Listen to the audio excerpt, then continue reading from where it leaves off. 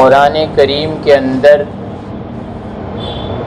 زیادہ تر آیات ایسی ہیں جن میں اللہ تعالیٰ نے توحید کا بیان کیا ہے۔ قرآن کا مقصود ہی یہ ہے، نبی علیہ السلام کا دنیا میں آنے کا مقصد ہی یہ تھا، اور دیگر نبیوں کا بھی اس دنیا میں آنے کا مقصد یہ رہا ہے کہ وہ اللہ کی توحید کو لوگوں کے سامنے بیان کریں، لوگوں کو مختلف خداؤں اور دیوی دیوتاؤں سے ہٹا کر ان کی جبینوں کو، ان کی پیشانیوں کو ایک مالک کے سامنے جھکوائے۔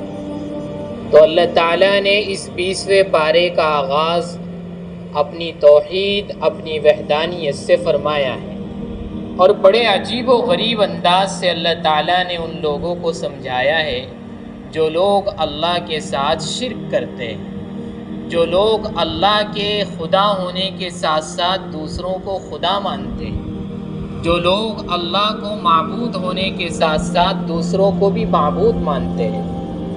اللہ فرماتا ہے ان لوگوں سے جو اللہ کے ساتھ شریک ٹھہراتے ہیں، اللہ کے ساتھ دوسروں کو معبود مانتے ہیں، اللہ فرماتا ہے تم یہ بتاؤ کہ جس ذات نے آسمان کو پیدا کیا، جس ذات نے زمین کو پیدا کیا، اور جس ذات نے آسمان و زمین کو تمہارے فائدے کی چیز کے لیے پیدا کیا، تو یہ بتاؤ وہ ذات، اس ذات کے ساتھ کوئی اور معبود کیسے ہو سکتا ہے؟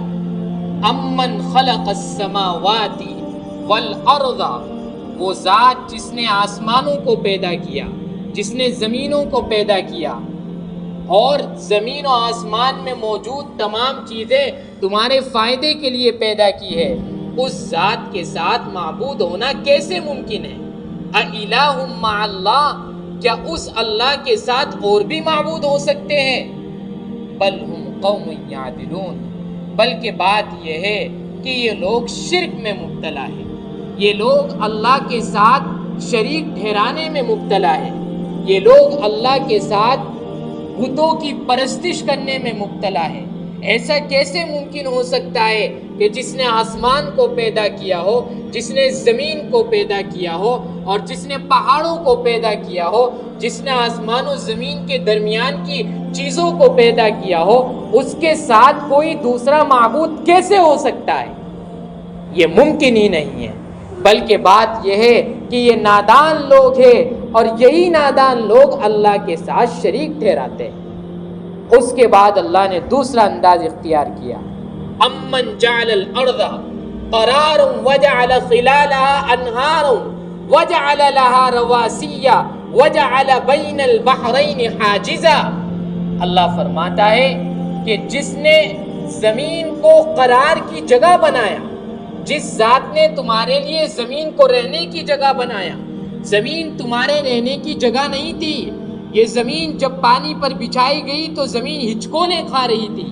اللہ نے اس زمین کی مضبوطی کے لیے، اس زمین کے قرار کے لیے، اس زمین کو جمانے کے لیے اس پر بڑے بڑے پہاڑوں کو نصب کر دیا، اور اسی زمین کے درمیان نہروں کو پیدا کیا۔ اس دنیا کے 2 حصے پر سمندر ہے اور ایک حصے پر خشکی اور دنیا آباد ہے۔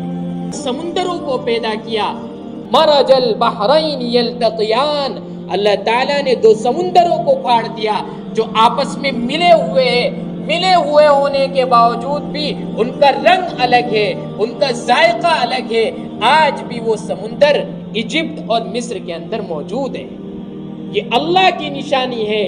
اس کے باوجود بھی اگر کوئی شخص اِلٰہٌ مع اللہ، اللہ کے ساتھ شریک ٹھہراتا ہے، تو اس کا مطلب یہ ہے بل اکثرہم لا یعلمون، ان میں سے اکثر لوگ بات کو سمجھتے نہیں ہیں، جانتے نہیں ہیں۔ تیسرا انداز اللہ نے کیا اختیار کیا ہے، امن یجیب المضطر اذا دعاہ ویکشف السوء ویجعلکم خلفاء الارض۔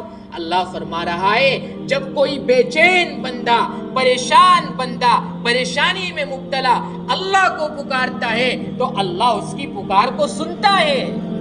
اللہ تو خود کہتا ہے تم مجھ سے مانگو میں تمہیں عطا کروں گا۔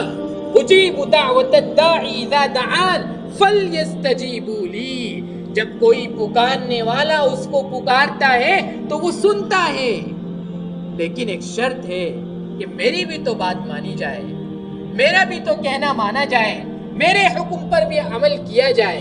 وَإِذَا سَأَلَكَ عِبَادِي عَنِّي فَإِنِّي قَرِيبٌ، اے نبی جب آپ سے میرے بارے میں کوئی سوال کرے، پوچھے، تو آپ اسے بتائیے کہ میں اس کے قریب ہوں، اور اتنا قریب ہوں، اتنا قریب ہوں۔ وَنَحْنُ أَقْرَبُ إِلَيْهِ مِنْ حَبْلِ الْوَرِيدِ، میں انسان کی اس کی شہ رگ سے زیادہ قریب ہوں۔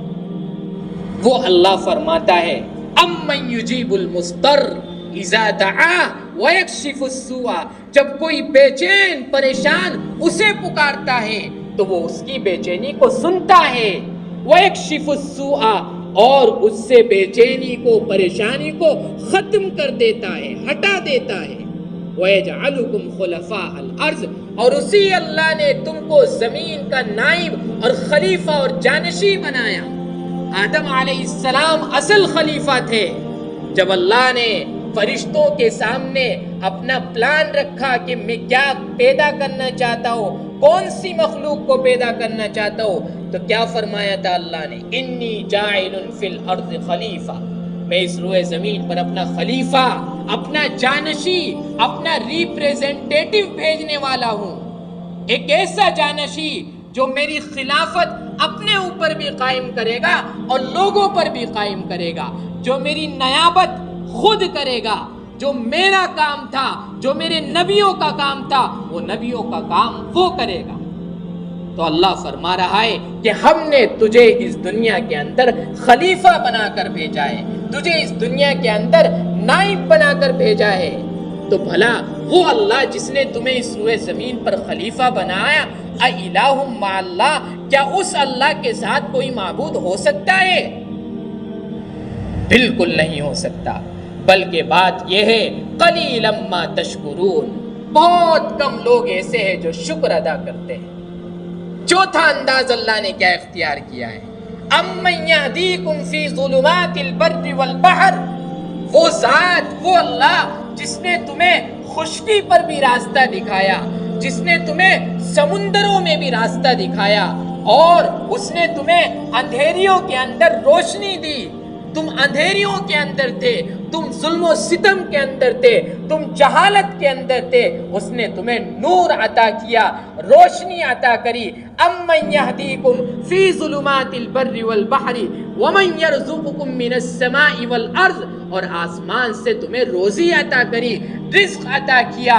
اِلٰہٌ مع اللہ، کیا اس اللہ کے ساتھ کوئی دوسرا معبود ہو سکتا ہے؟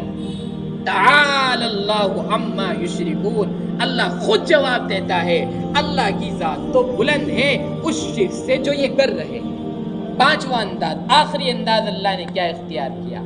امن یبدأ الخلق ثم یعیدہ، کہ بھلا وہ اللہ، وہ ذات جس نے تمہیں ابتداءً پیدا کیا، اس وقت پیدا کیا جبکہ تمہارا کوئی نمونہ موجود نہیں تھا، تمہارا کوئی سیمپل موجود نہیں تھا۔ آدم علیہ السلام کو جب پیدا کیا گیا، آدم کا کوئی نمونہ موجود نہیں تھا۔